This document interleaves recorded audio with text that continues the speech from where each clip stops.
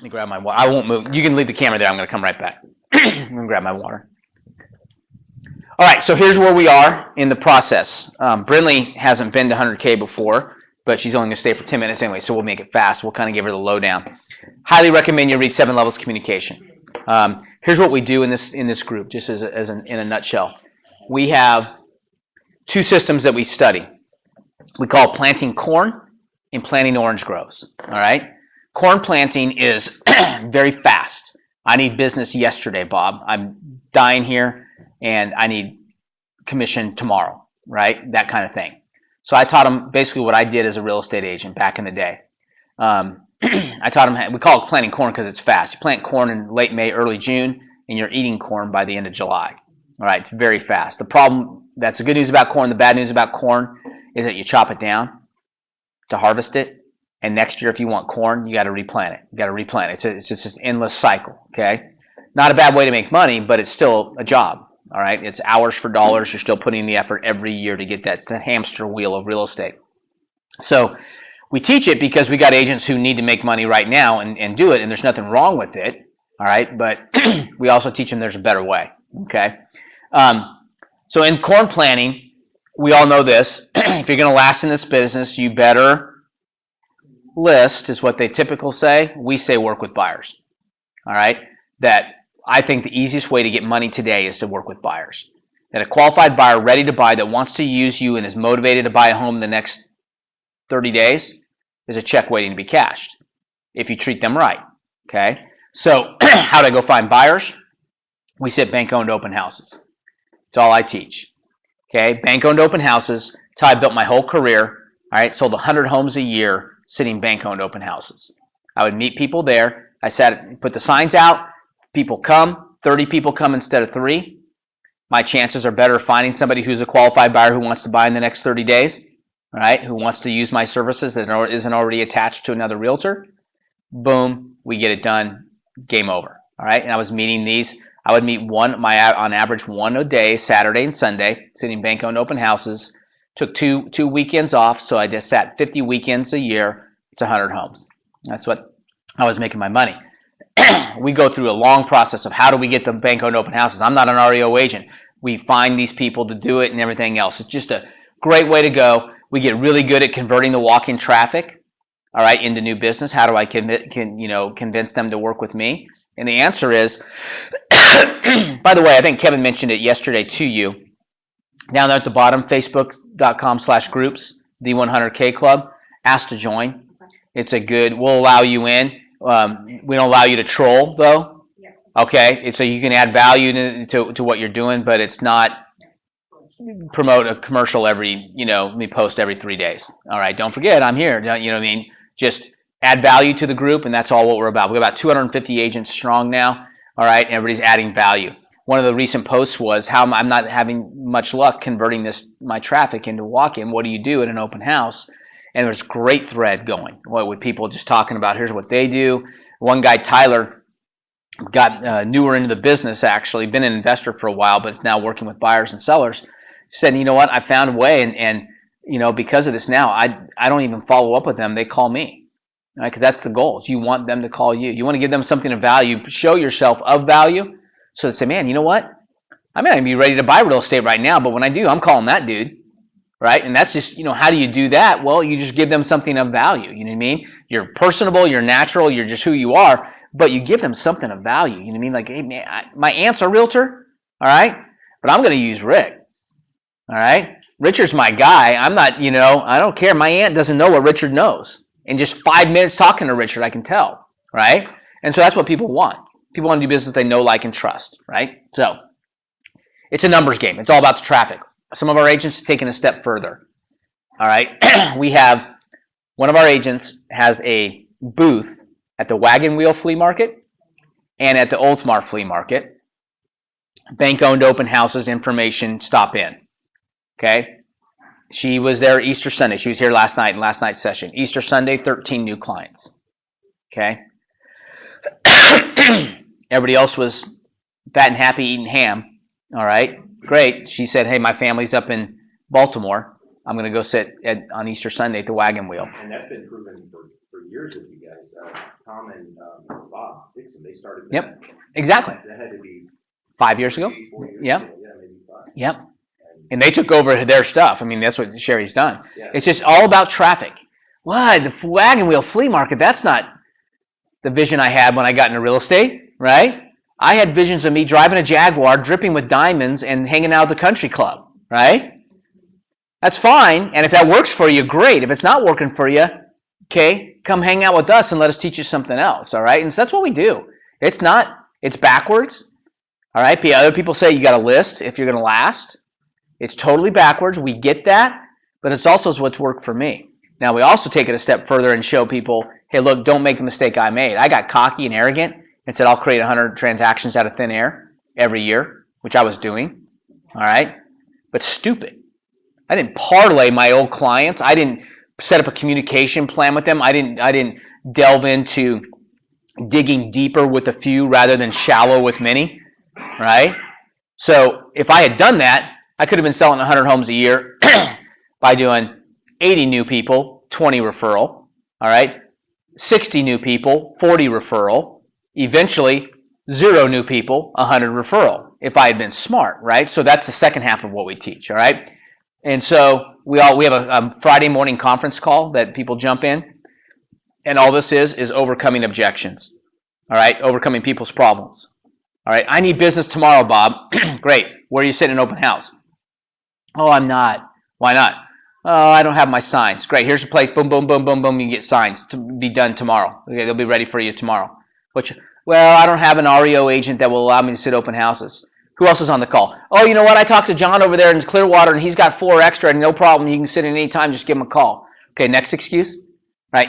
And eventually you hear people click off the call, right? It's like, oh man, I thought this was a wine session, but it's not, all right? And so they're just overcoming my problems here, and I don't want to hear that. I'd rather just wallow in my own self-pity, all right? So they're gone. And that's fine, because I don't have voice recognition. I don't know who you are. You don't have to define who you are when you come on the call, right? And so we just overcome these things. So it's a great time on Fridays is to crank through that and get that done. I don't know any better way. I really don't. Number one question I get as a broker is, how do I get more listings, Bob? And my number one answer is work with more buyers. I can give you example after example after example of people who have taken what I've taught to heart. All right, last night, newer agent in the business, came out of the finance industry, Jutta Lubin, she's German, all right, has 2 listings right now. She's been in the business, 6 months. 2 listings right now that she can attribute to the people she met at bank-owned open houses. Actually, one was when she's sitting a session at the flea market, and one was a regular bank-owned open house. Just people come in, you're making contact with people, you're being nice, you're exposing yourself, here you are, that's what I do, bam, game over. Eyeball to eyeball, you can sell yourself and you're done, all right? I don't know any other way. The time of, because quite frankly, I know you do business with Gary and Nikki, right? I'm not going to compete with Gary and Nikki on a listing presentation. Not. I'm going to lose. I'm going to lose that deal because the Gary Ubaldini or his representative is going to throw the Kinst report, or what now used to be the Kinst report, and say, Gary Ubaldini lists and sells more property in this zip code than anybody else out there. Matter of fact, 5 times. So why wouldn't you list with him? And my answer is, become a nice guy, right? So you get to him before you even call Gary and Nikki, right? You go establish a relationship, and you have the relationship so that now you sell that buyer a home, and that buyer's aunt is at Easter dinner and says, hey, you know what, I'm thinking about selling my place here. Oh, you know what, I just closed on a home. The greatest. Evelyn was awesome. She's the best. She worked with me, helped me through my financing issues, helped me get down payment assistance. I got it. Please, Aunt Judy, you got to call her. Okay? Don't even call Gary because you beat him to the punch. But if you're out there trying to dance for your dinner, I call it, right? You're going to go on, do your listing presentation. You're 3. You've already had 2 in. You're number 3 and 2 more coming. All right? And you've been in the business 6 months. You're screwed. They're not going to list with you. They're not, right? So you just go get that before they even get to that point, all right? You get the call. You're an order taker at that point, and that's all you want to be. Hey, yeah, you know what? Hi, Evelyn. Yeah, I'm calling you. Yeah, you sold my daughter, my niece Sandy, a home, And we were at Easter dinner yesterday, and I told her I needed to sell my place, and she insisted that I call you. Boom. Listing presentation, listing presentation. You don't have to have one. Let's just go and fill out the paperwork and let's go, right? That's the way you want to be, right? So you beat people to it. And that's all we do. It's a numbers game. It's traffic. It's all about the traffic. Traffic, traffic, traffic, traffic. You got a place that's better traffic than a bank-owned open house? Do it. All right? That's just all about meeting people. All right? So that's number one.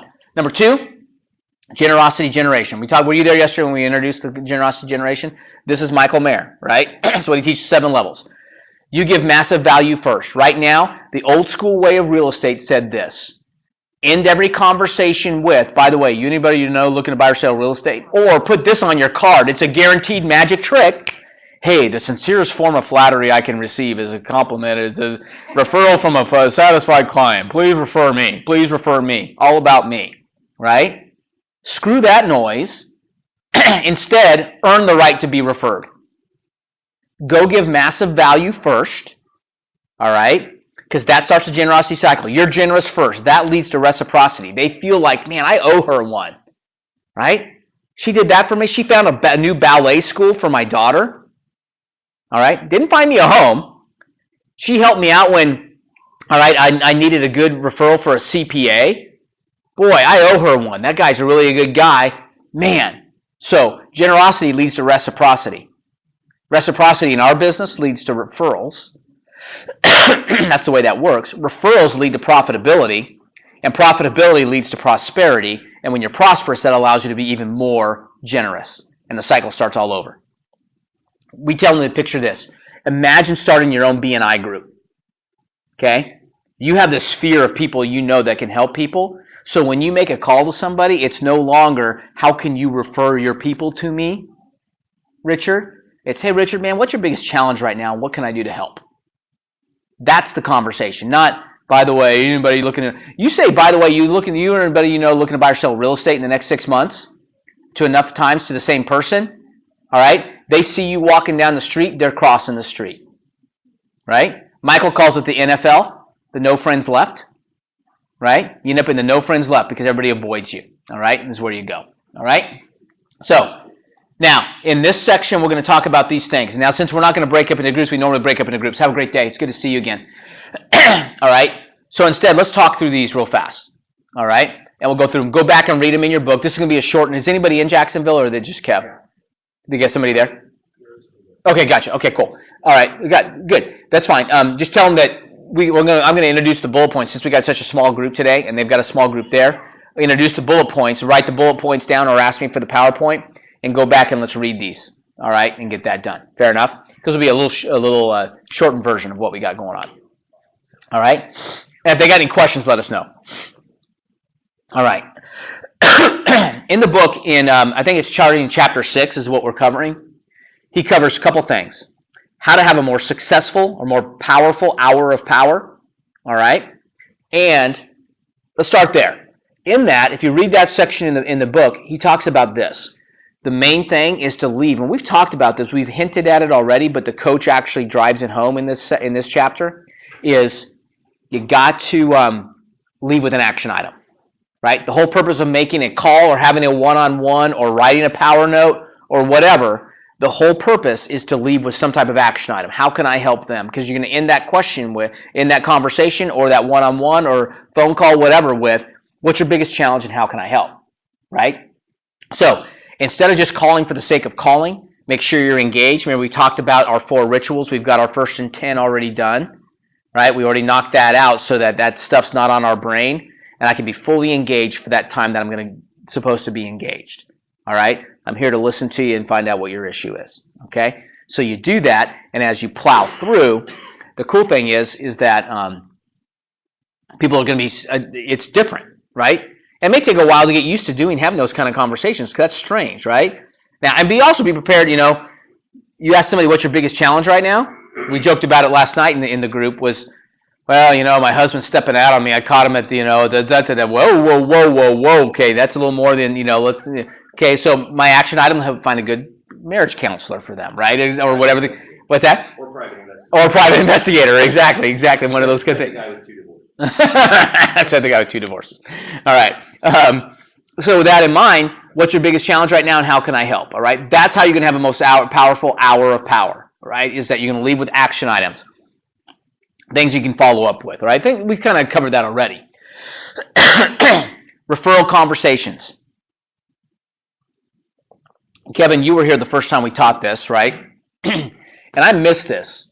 The first time I taught 7 levels, I kind of got the idea that you were not allowed to have, even though it was in the book, you're not allowed to say the R word, right? You can't say referral, right? And he doesn't like the word referral, and rightfully so, because it has a little bit of negative connotation, right, that it's there. He calls them introductions. Those are better. Would you mind introducing me to somebody that, could do this?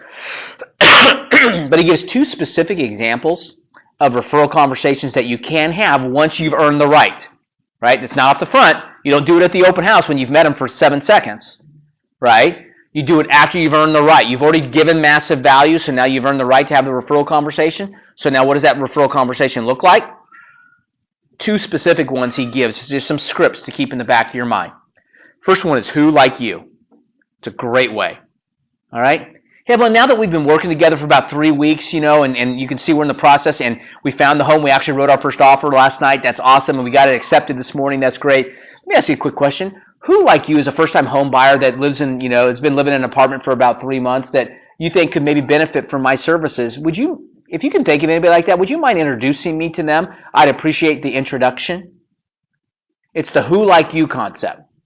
All right. Hey, Richard, who like you is kind of a transplant, transferee? Anybody else that that used to live in Charlotte, that might be is already kind of that you've kept in touch with that maybe is thinking about moving down to Tampa? I'd love to help them out. I mean, really, why they even rent to get the lay of the land? You've kind of done that for them. So anybody like you that's going to be transplanting from Charlotte that maybe I could help out with, I'd really appreciate the introduction. It's really just the who like you was helpful. I've kind of practiced and done this like a couple times just to see how it plays out. And you stumble the first couple times, but I got better at it, right? And it's a who like you is a good way because it jogs their memory. You're helping them get specific instead of saying, "Hey, who can you introduce me to that might want to buy a home?" And it tells them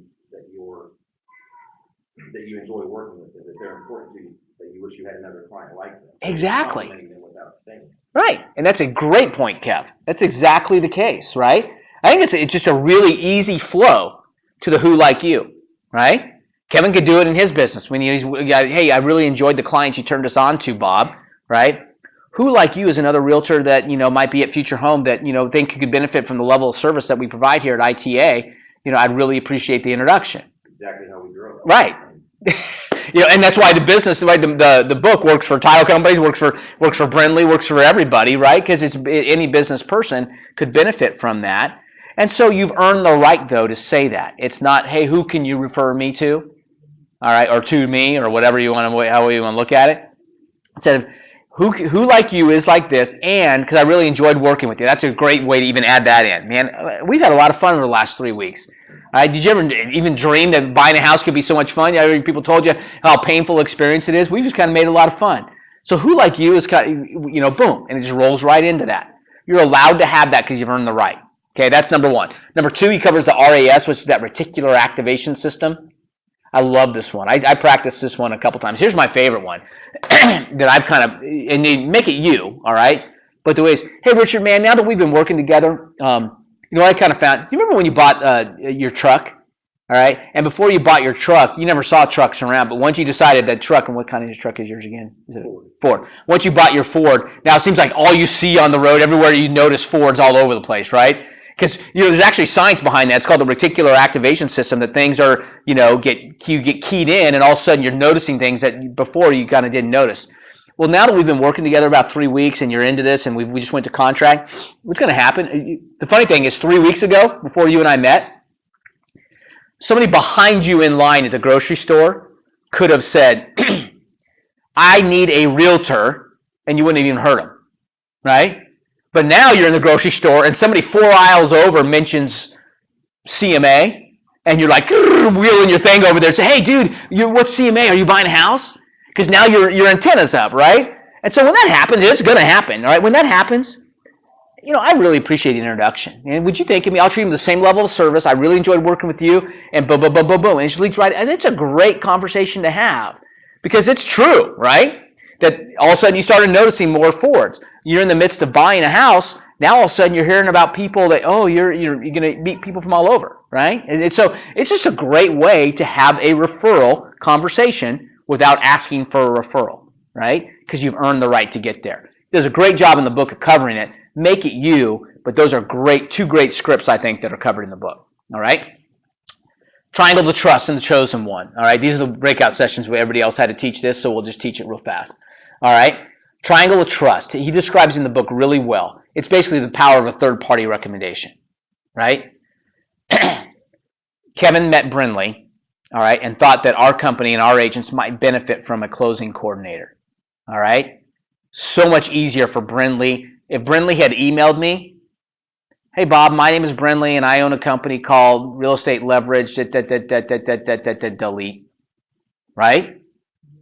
Brinley had a red carpet path because Kevin and I have a relationship, and he said, hey, look, it might be it might be a win-win, all right, for both of you. So now Brinley's in Flint because of Kevin, the third party. That's the triangle of trust. Third-party credibility. It's it. That's why like you always say, the buyer saying on Facebook what a great job the realtor did once is better than that same realtor telling 5,000 people on a postcard how great he is. It's a theory of toot your own horn, right? Okay, rather somebody else toot your horn than you toot your own, right? Because I can say anything I want about myself, but the power of the video. By the way, if you were at the meeting yesterday, not at the meeting yesterday, if you get a chance, watch the replay. I'm going to send out an email, remind agents to do that. First of all, we had a great you were there or you watched it?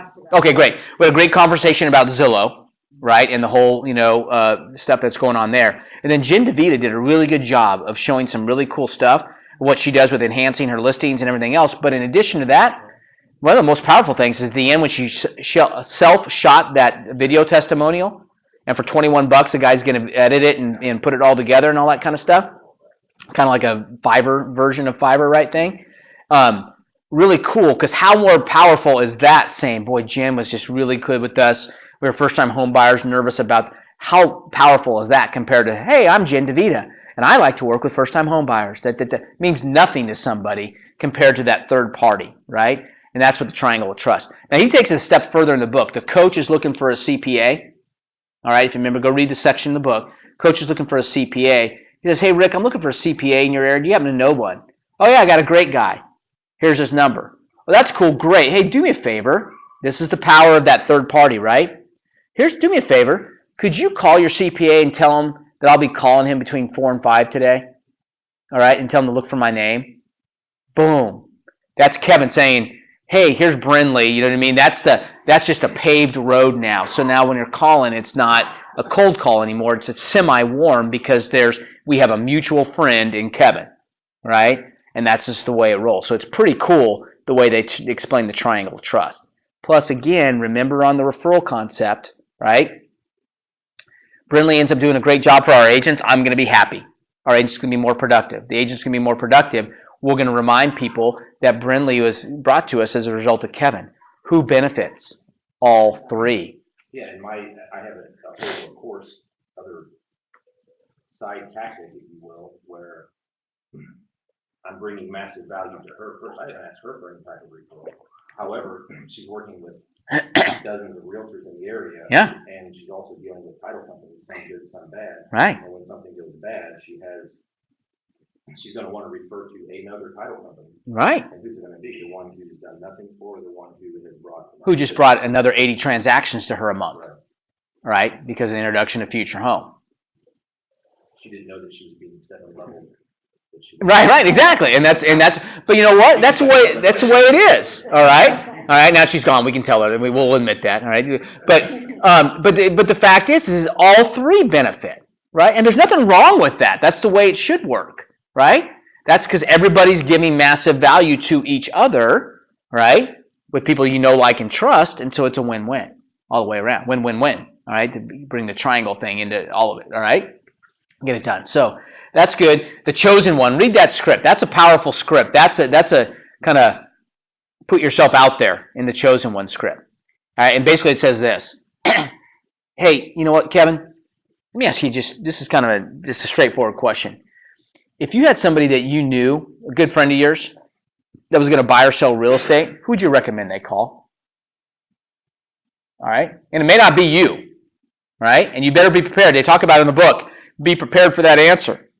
Well, certainly not you. Why not? Well, it's because, I don't like your cologne, right? Or, I don't like the way you treated that other person over there. It's a time for some come to Jesus meeting, if you will. It's like, man, ouch, ow, that hurt. You're right. Or it might be, yeah, it would be you. Or you know what? It's going to be my brother. My brother's a realtor. Really? I didn't know that. Okay, good to know. I'm not going to necessarily pour massive value onto Kevin because he's going to refer his business to his brother. All right? That's just the way, that's the way it is. And that's cool. I get that. But if I'm going to go, I wouldn't call Kevin an ambassador at that point, right? He's not an A, So it's good to know rather than start pouring and thinking, I'm going to really foster this relationship and end up with nothing. You know what I mean? Because at the end of the day, we still have to sell real estate. Still have to do title business. So if there is not reciprocity, you're generous, there's no reciprocity. If you're generous, there's no reciprocity. You're generous, no reciprocity, get the hint. Let's go be generous elsewhere, quite frankly. All right, because the cycle has to happen because we need to eat. Fair enough? All right? So there's nothing wrong with that. We don't do it because of that, but if it's not being reciprocated, then we need to go pour our massive value elsewhere, okay? Because they're not doing it. That's why Michael teaches to give massive value to business owners are great people to do that because they understand the power of the triangle of trust. They understand the power of the referral. They understand the power of the introduction, all right, because they're business owners themselves. That's why the best people to have as ambassadors are other business owners, really are, okay? Fair enough? All right? And then go from marketer to communicator. Here's just the greatest line in the book, right? You market to strangers. You communicate with people you want to have a relationship with. Okay? Marketing is a postcard campaign. Communicating is picking up the phone and saying, hey, Evelyn, happy birthday. Right? Two totally different types of phone calls. Right? Or contacts, I should say. Right? So we're developing our communication plan. It's not a marketing plan. It's a communication plan. Big difference. Right? And that's when he talks about grading your database and getting your A's. And I have it on Sherry Lowry said last night. She has 2 top ambassadors who refer her a lot of business. She has a repeating thing on her phone. The 3rd Thursday of every month, it pops up, call so-and-so and call so-and-so. Boom. You know what I mean? That's part of her communication plan is to reach out. And the goal would be to have 12 ambassadors, right? So they're just keep feeding you a consistent, stream of business as you do that. But it's a plan. It's actually, and he goes through in a communication plan. We call our ambassadors. We might drip email people that are just way down here, C's that are just, kind of hanging around down there, hardly ever refer us business. It's still okay to communicate with them. You're just not going to spend the time taking them out to lunch, right? It's all people who bring massive value, right? Get that done. All right, and proactive communication, including the success series. That's just mean have a method to your madness. Don't just do a marketing campaign or communication plan. All right, for the sake of because you're supposed to do it. Have some plan. Make it proactive. I'm doing this because this person. I'm doing it to this group because they are my C's. I'm doing it to this group because they're my A's. Right?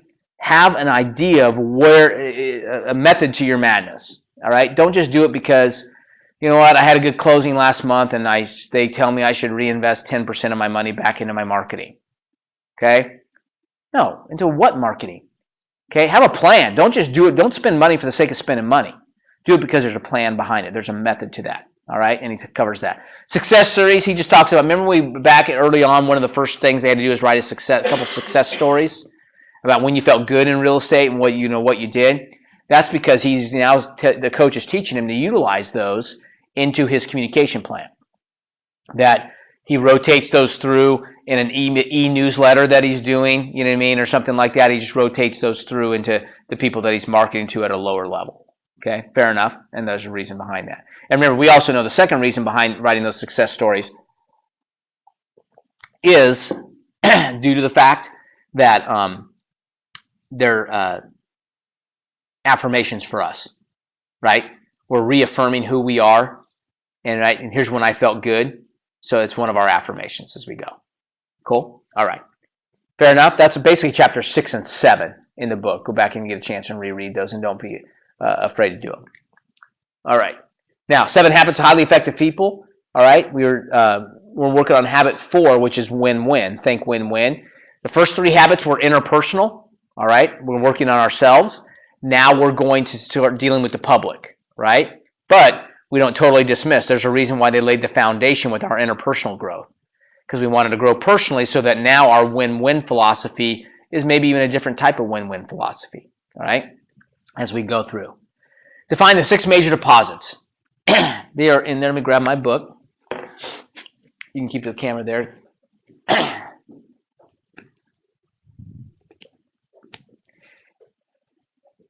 This is even the prelude to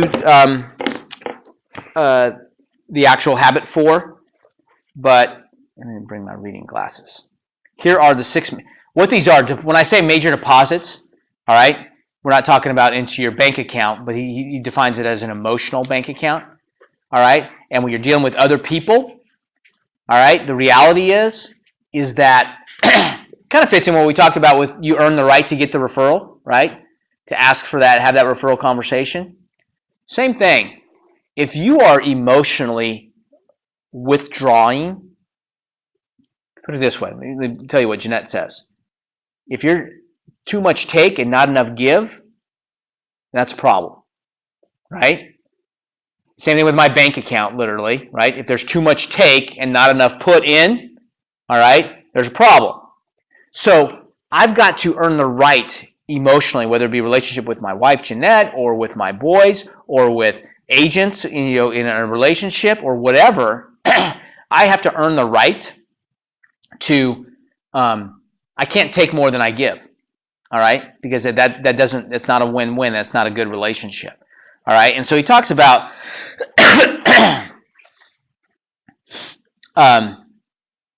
still knowing that we got to work on ourselves as we do this, but he talks about the emotional bank account in the prelude to this habit, and it's really good. The chapter is really good leading up to that, saying that you can't take out what you haven't put in already. But there are 6 major deposits he covers. The first one is called understanding the individual. And by understanding the individual, meaning I'm going to actually listen. All right, I'm going to understand that I'm not going to make deposits to Richard the same way I am going to with Evelyn. All right, they're 2 different individual, and that takes, and they're different than me, right? It goes back to the platinum rule. You want to treat others the way they want to be treated. So what I think would be a deposit for me may be completely different than the way Richard would perceive a valuable deposit into him. So I need to make sure that I'm adjusting that to the value of the individual, all right? The neat thing is, one of the agents last night brought up the fact that she thought the book was really hard to read because of some of the psychobabble, all right, that he, kind of goes through. And I get that. It's not it's not a 5th grade, reading level kind of book. The good news about it, though, is that if you really dig down, if you can get through some of the psychobabble, if you will, that there are a lot of stories. He gives a lot of illustrations that illustrate his point if you read through it. Okay, so if you're struggling with it a little bit, and I just told her, I encourage her to go back in and reread again and just look for the stories. Forget the psychobabble, skip that part and read the story. And like we read a story to her last night, and she goes, oh, that makes a lot more sense, right? Because she didn't allow herself, couldn't get to the point of allowing herself to open up her mind to get there. And so I understand that. So in there are a lot of neat stories about a friend of his who had a son that really loved baseball, right? And this guy couldn't, he was more of an academia kind of guy and couldn't stand baseball. But one summer they took 6 weeks and went around the country and saw every baseball team. Not every home, but saw between home and away, right? Got to see all 30 baseball teams he goes, it was very expensive. He said, but here's what he says, do you like baseball that much? He asked his friend. He said, no, but I love my son that much, right? So you're pouring into the individual because that's what they want, right? So there's a deposit, is understanding the individual. Another deposit is attending to little things. Little things matter. Man, when you do little things, it makes a big difference. You call somebody on their birthday, you just pick up and you write them a handwritten note. That's the power of the power note. Those are perceived little things. You know, you say, reach out to somebody and say, hey, I was thinking about you. I know today is, you know, the day that you had to put, the anniversary of the day you had to put your dog down, right? For somebody that's, you know, that little kind of stuff matters. And those are emotional deposits that later on you're allowed to draw upon because you have deposited in there. So it's the little things. Keeping commitments. This is a big one. Be places on time. Do what you say you're going to do. That's all leading back to integrity, all that kind of stuff. All right. When you consistently keep your commitments, you are depositing into a person's emotional bank account. You become valuable in their eyes because, hey, Richard's the guy who does what he says he's going to do. Right. And so you do that enough times, then the trust factor is up, and now things are going to start being reciprocated. Right. Clarifying expectations. This is big, especially in employee-employer relationships or husband-wife relationships, whatever. Sometimes Jeanette and I have a disconnect because the expectations weren't clarified, right? By her or by me, all right? And so what I think I'm doing just fine, all right, might be ticking her off, but because we haven't fully clarified what the expectation is here, right? I thought I was good if I, you know, picked up the boys from school and made sure I took out the trash, but you're wanting me to, hey, make sure I fold the laundry too, and that's cool, all right? But let's clarify that expectation so that we don't get to a point where it becomes a bigger issue than it needs to be, right?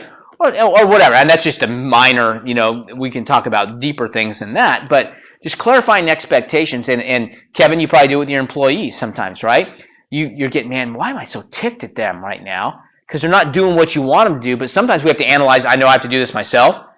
Okay, well, have I fully communicated with them what I want them to do? Or do I expect them to read my mind? Right? This is the way I want it done. Well, that's great, but have we communicated that's the way we want it done? And we can't expect them to read our minds, right? And so that's a valuable deposit into doing. He tells a great story in here about his hiring his son to keep the yard green and clean, right? And how their level of expectation. Here's your consequences that if they don't occur, and so on and so forth. It's just really good stuff that's in there. Showing personal integrity is another deposit. That's a major deposit. And you can win people over that even if it's not what they want to hear, but you held true to a principled value. All right, that's personal integrity. That makes a big difference, right? That you're not the popular term of the day is moral relativism, right? Well, is that wrong? Well, it depends. Well, there are some things that are wrong, and it doesn't depend. Wrong is wrong, right? There are some things that are gray. I get that, right? But there is no, you know, you deal with too many people who say, well, you know, what's good for you is good for you, but that may not be wrong for me, and so on and so forth. That's fine, but the reality is that when you do that, well, it was wrong last week, but it's right okay this week, or it's wrong for you to do, but it's okay for me to do, right? That's that two-facedness that we don't like in people, and that can be an emotional withdrawal, and certainly not a deposit, right? That people just like, ugh, I didn't feel good being around them when they did that. Fair enough? Okay, so those are the 6 that he covers in there. Now, getting into habit 4. Oh, I meant to click through all these. Okay, pretty simple. 6 paradigms of human interaction. In 4.4, chapter 4 is the habit is called Think Win-Win. Okay, now Keller Williams have taught us win-win. We thought Gary Keller invented the win-win. Well, it's not. All right, it's been around since Cain and Abel. All right, maybe Adam and Eve. Let's go back further. All right, here are the 6 paradigms. It's a graph there. What's that? So that was more of a lose-lose. Yeah, exactly. That was. You're right. Cain and Abel or Adam and Eve? No, Adam and Eve. Yeah, right. Well, Cain and Abel was too. At least, well, Cain was a win. Abel was a lose. I don't know if you remember that he killed his brother. All right, but in the end, Abel ended up losing as well. So it was a lose-lose. But it really was. You're right. That's a good point. But there's a chart here. Okay, here they are. All right. Here are the 6 paradigms of human interaction. There's win-win. And by the way, when you read this, think The first one is me. The other one is the other party. Okay? So I win, you win. Okay? Another option is I win, you lose. All right? Another option is I lose, you win. Another is I lose, you lose. Okay? Another one is just win. It doesn't matter what happens to you. All right? I don't care if you win, great. If you lose, great. Doesn't matter to me. I just want to win. All right? And then the final is win-win or no deal. Now, he gives some specific examples in this. We all heard the win-win, and that's where we want to be, right? We've all been in transactions where at the end of the day, Kevin, you've been in title closings, where at the end of the day, everybody got along, everybody felt fair, it was a fair price. The buyer felt they paid a fair price, the seller felt they got a fair price, everybody got along. It's a true win-win. Those are the deals that usually work, and then, with the fewest glitches, and things are great. We've also been in the deal where the guy was forced into selling his place before he get the last minute foreclosure, and he's like ticked off because now, since he went to contract 44 days ago, the house 3 doors down is sold for 12% higher per square foot, and he thought if he'd held out a little longer, he could have got more. He feels like buyer's winning, he's losing. In his eyes, from his perspective, it's a lose-win. I lost, they won. You know what I mean? And that doesn't feel so good. So you fix the appliances and the toilet. Yeah, exactly. I'm going to show them. And then it's a lose-lose. So Right. Exactly. Because then it doesn't close, right? Because he gets. I'm going to do. The example he gives in the book is the husband who was court ordered to sell this car and get 50% of the proceeds to his now ex-wife. So he sold a car that was probably worth $15,000 for $50. Just to spite her, right? Well, guess who he spited? Both of them, right? So they both get $25 instead of each getting $7,500. Okay, but dadgummit, she's not getting $7,500. You know what I mean? That's where we get to some points where that ends up being a lose-lose, right? So, and he finally gets to the point of, and sometimes, by the way, lose-win. Those are people that are doormats sometimes. Well, I don't deserve to win, and that's just the way it is, and you just, I always get taken advantage of, and that's the lose-win, right? And people go through life that way, and that's not a good way to go either, right? That's not healthy. The healthiest is win-win or no deal, and the example he gives on the win-win or no deal is an executive. He gives an example of an executive who came in and inherited. They had made this software change. It was like in a banking. They were doing software stuff for a bank. And by them providing the software to the bank, it was a win for the software company, and it was a win for the bank because they got a good price cut on what they were paying before. But at the end of the deal, the guy came in and inherited a mess because the employees of the bank hated it because the software was a mess, it wasn't working, you know what I mean, all kinds of things. So at the end of the day, he had to re-pull that back and said it might have been a win for the software company, it might have been a win for us, but at the end of the day, we have to go back to no deal because it's a lose for the employees of the bank. So we're going to reback and revamp this. Okay, so there are some times we have to say, unless it gets to this win-win, we're going to go no deal. All right, and then finally, I wish we had a larger group here because they did a great job with this last night, defining win-win in character, win-win in relationships, and win-win in agreements. Okay. Read the stories there, okay? Matter of fact, it was funny, it was interesting to me because as they broke up into groups, they hadn't, I say, hey, be ready to read ahead and be ready to discuss this, right? None of you guys ever do. I see Richard did. You were nodding with the stories I was telling, so you were ready to go. Oh, yeah. All right, very good, all right? But a lot of when I get in the bigger groups, they haven't read this, all right? So then I break them into groups and I make them, hey, you got to, teach this to us. You got 7 minutes. They're like, oh, crap. So they're trying to, file through and try and get that done as fast as they can. Well, they start reading and they're pretty intrigued, all right? But the neat thing is I had read it and defined some things out here, but the things I picked up on were totally different than what they picked up on. Lee Legue last night was just reading stuff. She goes, I'll be admitted, Bob, this is the first time I've read it, but he has some really good stuff to say. And she was reading out loud, and hearing her read it I had new insights, all right, on this, than even just me reading it.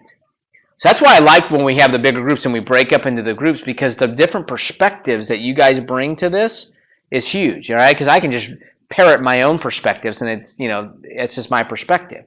But hearing what everybody else has to say about these is powerful. The win-win in characters, we covered that one in particular because he covers 3 different major parts of that. Habit 4, think win-win. Let me get to it. These are 1.25s. I don't know. Are they? Yeah, let me grab them. That'd be great. Perfect. Oh, better than 1.0s, which is what I'm working from right now. All right. Okay. Performance agreements, management training agreements, relationships. Oh, yeah. Okay. So he breaks the win-win in character into 3 different parts. Integrity, he says that's the root of it all. All right, because without a win-win in integrity, all right, you can't win-win character. You can't win-win. Period. All right, because if otherwise, you're going to have one of those other paradigms. I win, you lose. I win, I don't care if you lose. We're both going to lose. Unless there's character involved there, that's got to be it. Okay. The other thing is maturity, and she read it. I remember Lee saying this. Maturity, it's the very first line, is the balance between courage and consideration. I missed that. I didn't highlight it in my book. All right, but when she read that, I realized I need to highlight that in my book. Maturity is the balance between courage and consideration. There's a fine line between being aggressive and a jerk, right? Because good business people are aggressive, right? You've got to do that because that's what you're here to do, right? But he words it as courage. Excuse us, Evelyn, for a second. Being ballsy, right? Okay? And being a flaming idiot, okay? There's a difference in doing that, and there's a fine line to be walked there sometimes, right? So maturity is actually understanding what that balance is and where that line is. And that line might fluctuate depending on who you're dealing with at the time, all right? Dealing with somebody from New York, what you think is ballsy, they're like, hey, that's what I talked to my niece, you know what I mean? It's just the way they roll, right? Okay, and so all that being said, that can fluctuate some, but that was a great line, I thought, is that fine line between courage and considerate, all right? And you know what? The other thing is when we start to take our eyes off ourselves, we had this discussion last night kind of at length, you learn that it's no longer, we're allowed to have different opinions. The old we can agree to disagree and still have a civil discussion, right? That's hard for me because I get real opinionated, all right? And Jeanette's working this on me because, hey, Bob, you know what? We don't see this thing from the same perspective, but that's okay. All right, there's nothing wrong with that. That's an okay thing, right? I can recognize that that's where you're coming from your point of view. You should be able to recognize that I'm coming from this point of view, and that's an okay thing. And we'll be able to do that in business and in our personal relationships and everything else, is get to that point and say that that's okay. You know what I mean? And the final one he covers just in character, which I thought was great, is that you have to have an idea of an abundance mentality. We've talked about that. Remember with the very first thing, I said, hey, look, the way we roll here is we roll with an abundance mentality. It means we're going to share ideas with each other, right? That we're not dealing from scarcity, all right? Scarcity says, I better win so you lose, because if not, then I'm going to win less. Whereas when you're dealing with an abundance mentality, you're saying there's plenty for us all to win-win. Fair enough? That you can do that. So that kind of fits right in. It's funny how it all parlays into everything, that it all ties together with what we've got going on. Okay? And then he takes it a step further, win-win relationships, similar type stuff. And then win-win in agreements. That means that it doesn't have to be, you know what I mean, that you can actually represent, and I've promoted this for years, thank you. We've promoted heavily the idea that you can tenaciously represent your client without being an a-hole, right? We've dealt with other agents who think that they have to be the a-hole first, and that's the way they represent their client, okay? I can look out for my client's best interest and tell you you're wrong and read paragraph, line 328 on page 4 of the contract, sir, with a smile on my face. Right? Say, hey, I get that. I get your client doesn't want to put the appliances on for the home inspection. The problem is they agreed to it. Well, they're just not going to do it. So what you're trying to say is that, is anything valid in this contract then? Well, they don't have the money to turn on the appliance. Short sale. Well, nowhere in here in the contract does it say that they'll turn on the appliances if they have the money for it. Well, what are we going to do? I don't know. If I were you and I hadn't disclosed this to my client and they weren't fully aware of the ramifications of signing this, I'd probably put the appliances in my, I'd put the utilities in my, I said appliances, I mean utilities. Utilities in my name and get this done so we can get this home inspection if you want it sold. That's going to cost me $85. Yeah, well, maybe that $85 will help you remember next time, won't it there, Johnny? Right? So I can viciously do it, but I don't have to say, hey, idiot, read paragraph, Say, hey, look, I get it. I missed that one time too. Cost me $85. I remember it now. You know what I mean? And you joke about it. That's just the way it rolls, right? So I still think you can do this in your agreement so you can still have a win-win. Hey, look, how are we going to do this? We don't need to be, we can represent our clients equally well, but we don't need to be adversarial about it as we go through. Fair enough? Get a chance, go back and read the stories in chapter 4, or habit 4. I call it chapter 4. In habit 4, I think it's really good stuff that you'll tend to like. All right. Finally, we're going to go through. We have, these are all our accountability things, all right, which we're living in. And next time, I made a deal with them. It's either 5 power notes or 1 one-on-one. Okay? So I added that to it. So between now and 2 weeks from now, write another 5 power notes or 1 one-on-one. Have a referral conversation. What does that mean? Practice the 2 things that I did. Who like you or the RAS. Do that just one time. Try it. You're never going to do it unless you do it. Right? You're never going to get good at it unless you flub through it a little bit. All right? So try it. Just have fun with it. If you totally screw up and say, I got to tell you, I just totally botched that. All right? What I'm trying to ask is that would you introduce me to somebody who and I treat them fairly the way I treated you? That's what I'm trying to do. All right? But it just have that and make it funny. You know what I mean? If you totally botch it, but I guarantee you're not going to botch it. You're going to make it yourself. Practice a couple times before you do it. Say it in the mirror. Say it to your daughter. Say it to somebody else, right? Get it used to it. Do it. Continue the 4 rituals. I'm a firm believer in those guys. All right? Our pre-leave ritual, our morning ritual, our pre-leave ritual, our pre-sleep ritual, and that Sunday night ritual. Learn to live that way. That's that structure that's going to create the freedom. Read the Fred Factor. All right? Did you get started on that? Oh, I read it. Yeah, good stuff, isn't it? Great. Yeah. It's a pretty easy read as well. This is something, you know what, Evelyn? You know what? This is a little bonus for you. Go to the library and see if they have it on audio tape. And listen, it's an easy one to listen in the book. You don't have to. It's not something you're going to highlight all over the place. Just some really good principles and stories about. Share with me, Mark, anything that Richard, that stuck out to you in that. Yeah, just treat people the way you want to be treated. Yeah. It's so simple. Just be nice to people, kind and considerate. Yeah. And just that lifestyle. Yeah. It's so easy. Yeah. And the return is great. That's it. Guy went above and beyond. And guess what? The bar is set so low in the public out there that little thing really feels way above and beyond. We're like, dude, I told you the story yesterday, right? Before the thing where I moved my my bag so that the family of 4 could go sit there, and you would have thought that I had just, gave them a $100 gift card to wherever. It's just the little things that matter. You just be nice, right? Just be nice. Read and study habit 5 from Covey. All right, so somebody's got some catching up to do. All right. Abide by your commitments, and we only got 2 meetings left. Next one, we'll be back at Pro. All right, so fair warning, 422's at Pro, 5-6 is back here.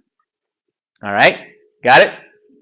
I know you don't like me to move around, but talk to Pro. They like to have GRI 2s. All right, during the first week of the month or something. So, Well, today's the orientation.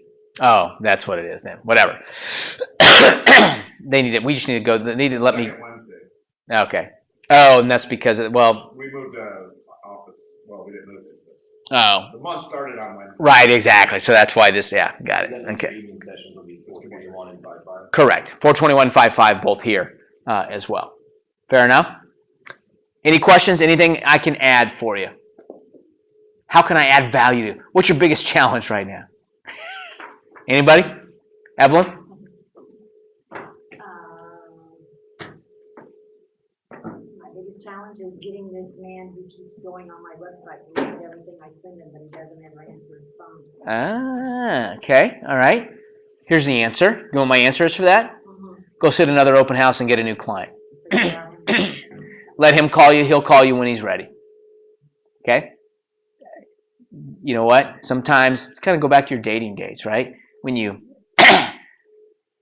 played hard to get, sometimes you became more attractive, right? Man, where'd Evelyn go? She's not calling me every day. I better check in with her. Maybe she's moved on. You know? Sometimes that works, all right? And I can lead a horse to water. I can't make him drink. I can't sign the contract for him. I can't, I can only bring him so many good deals, all right? You go sit in another open house, and guess what? I just made it 30 people today. Bam, got somebody new, all right? There's always my favorite line to tell a client who's not a good client. Say, you're the exact type of client I want my competitors to have. Yeah, there you go. Exactly. Great line. Richard, anything we can do? No, I'm Awesome. Yeah. Perfect. Good deal. All right, guys, thanks for coming. Thanks, Bob. If you need anything, let me know. Kev, I'll see you tonight. Yep. Okay, I'll text you and see where we are. Okay. Okay, perfect, bro. Thanks. See you, man. Have a great day. All right. All right, guys, if you do need anything, let me know, though. Reach out anytime. Fair enough? And thanks for coming. Good job. I'm glad you liked that book. That Fred Factor is good.